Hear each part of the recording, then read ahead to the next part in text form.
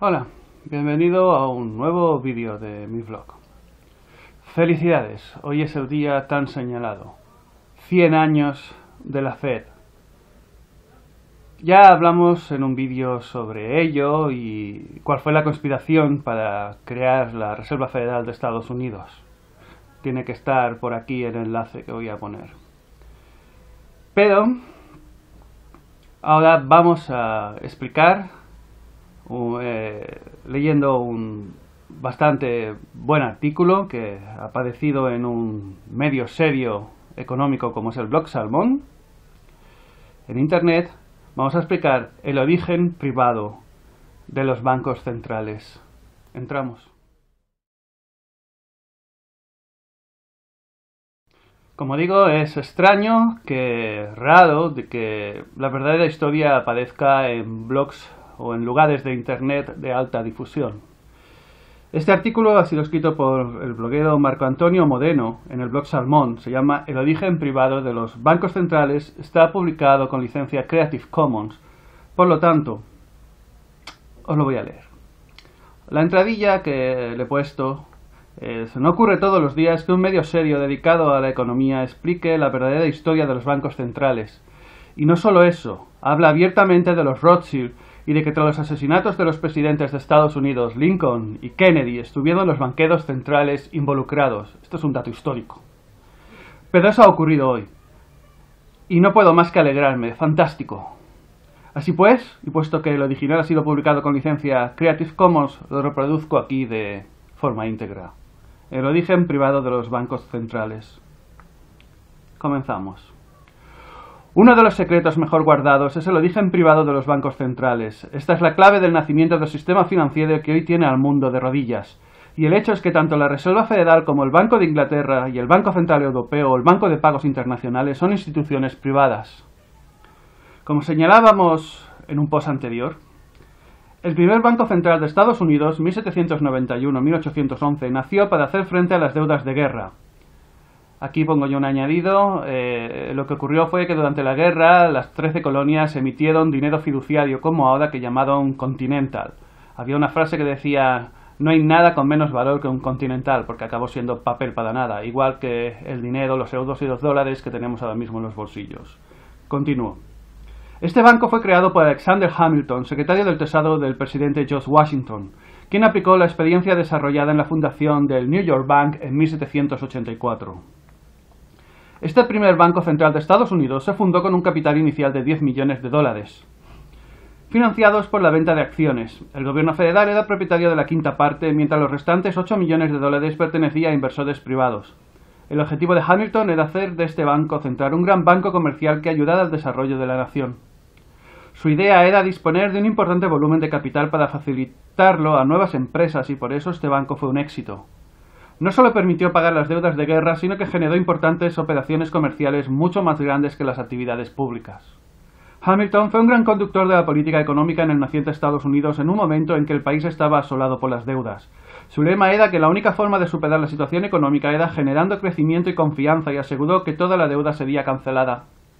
Con esto apuntaló los intereses de la banca, que pasó a convertirse en el motor de la economía. Sin embargo, este banco fue acusado de inconstitucional por algunos héroes de la independencia, dado que la Constitución de ese momento otorgaba la potestad de imprimir dinero solo al Congreso, no a una empresa privada. Además, muchos argumentaron que dado que las deudas de guerra ya habían sido canceladas, no había necesidad de un banco central de carácter privado.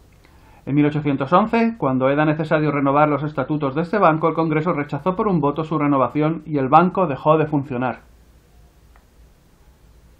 En 1812, cuando la nueva deuda generada por la guerra de ese año comenzó a hacerse insostenible, la mayoría de los bancos privados que emitían su propia moneda entraron en suspensión de pagos.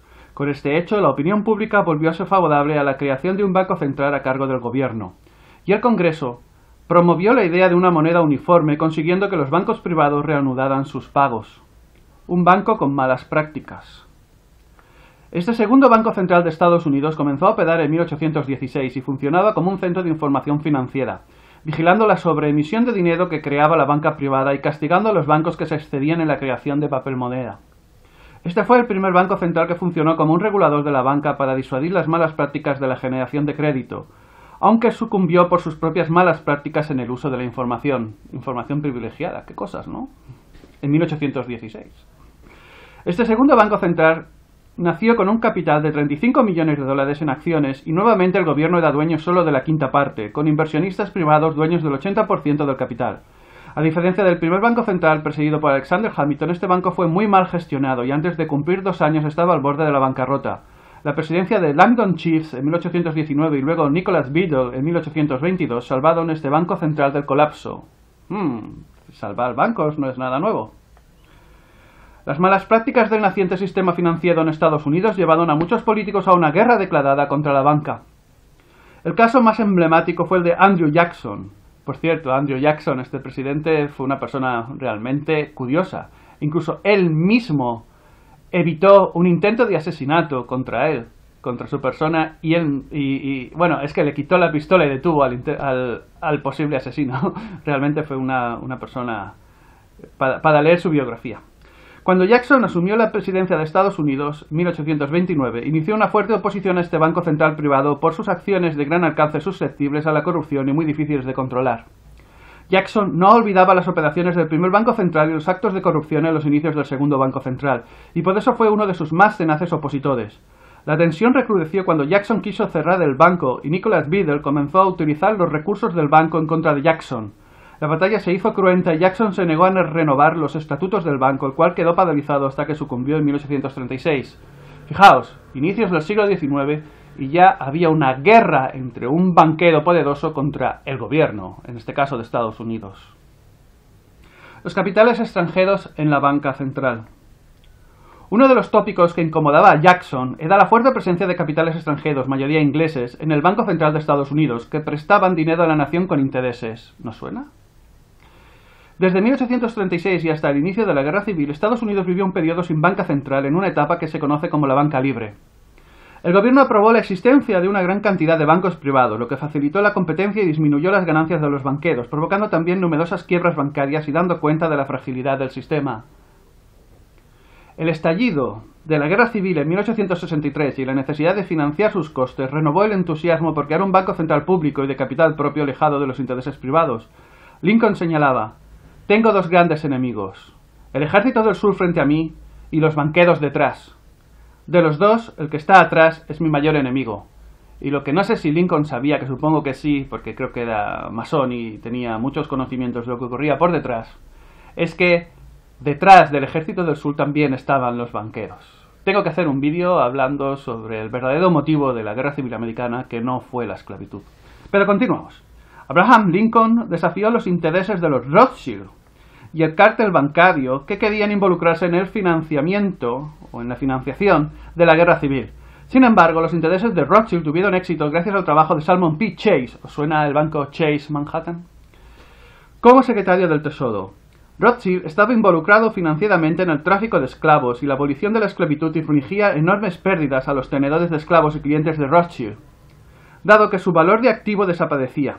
Rothschild buscaba compensar estas pérdidas con los intereses generados en la creación de dinero que le permitiría la posesión del Banco Central del país y puso todo su esfuerzo en ello. El Banco Central emitiría billetes que podrían usar todos los bancos del país, fueran de los estados o nacionales, así como en el gobierno de Lincoln apareció el primer billete verde llamado dólar. Sin embargo, apenas este banco estuvo en funcionamiento, Lincoln se dirigió al pueblo de Estados Unidos advirtiendo: «El poder del dinero se aprovecha de la nación en tiempos de paz y conspira contra ella en tiempos de adversidad. Es más despótico que la monarquía, más insolente que la autocracia, más egoísta que la burocracia. Veo en el futuro cercano una crisis que me inquieta y me hace temblar por la seguridad de nuestro país. Las corporaciones han sido entronizadas y una era de corrupción va a seguir. Y el poder del dinero del país se esforzará por prolongar su reinado trabajando sobre los prejuicios de la gente, hasta que la riqueza se quede en unas pocas manos y la república sea destruida». Estas palabras de Lincoln fueron premonitorias, porque es exactamente lo que ocurrió en el siglo XX. La república fue destruida. Lincoln asediado por los Rothschild. Tras este discurso, el gobierno de Lincoln tomó posesión del Banco Central y logró financiar la guerra sin cargo de intereses. Lincoln ordenó imprimir dinero sin intereses que se llamaban greenbacks, porque tenían la parte de detrás de color verde. Para el cártel bancario encabezado por los Rothschild, este fue un duro golpe. Por un lado, perdían las ganancias de intereses en las operaciones de préstamo al gobierno y por otro sufrían una enorme pérdida con el desplome en el valor de ese importante activo que en esos años era los esclavos. La prensa inglesa manifestó su indignación en notas como la siguiente: si esta malvada política financiera consistente en la creación de dinero por el Estado que se está llevando a cabo en la República Norteamericana continúa en vigor, al fin podrá emitir su propio dinero sin costarle nada. Tendrá todo el dinero necesario para llevar a cabo su comercio. Pagará todas sus deudas y nunca más las contraerá. Norteamérica se convertirá en el país más próspero del mundo, más aún su prosperidad no tendrá parangón con nada visto hasta hoy. Este gobierno de Lincoln debe ser destruido o nos destruirá a nosotros.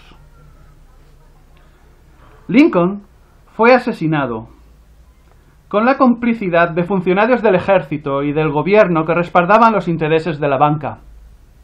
Este caso se volvió a repetir hace 50 años con la muerte de John Fitzgerald Kennedy, que el 4 de junio de 1953, en el cincuentenario de la Reserva Federal, intentó quitarle al Banco Central de Estados Unidos la potestad de imprimir dinero y prestarlo con intereses al gobierno.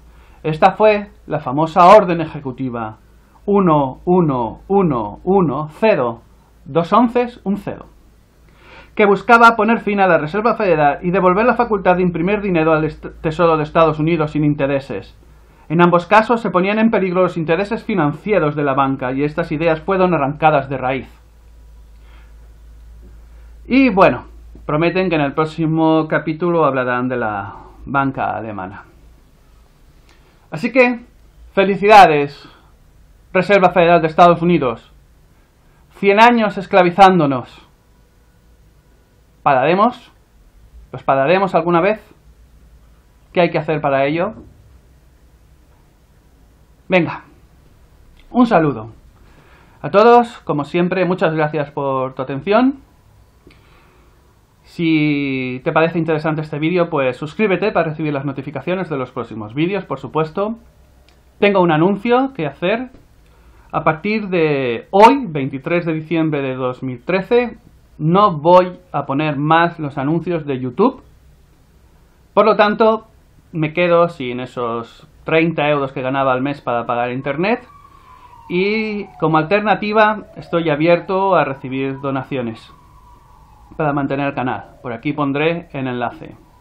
Por supuesto, no es obligatorio y ya sé que estamos viviendo tiempos duros aquí en España, pero bueno, tengo que intentar financiarme de alguna forma para continuar sobreviviendo mi familia y yo. Sin más, pues espero que nos encontremos en el siguiente vídeo. Espero también que sea en YouTube y no haya problemas en mi cuenta. Y si no, pues ya nos encontraremos en alguna parte. Como siempre, tienes que saber que pase lo que pase, estoy siempre en mi blog crónicassubterráneasusuario.com. Venga, nos encontramos, seguimos sobreviviendo, luchando contra los bancos centrales y la élite. Hasta la siguiente vez.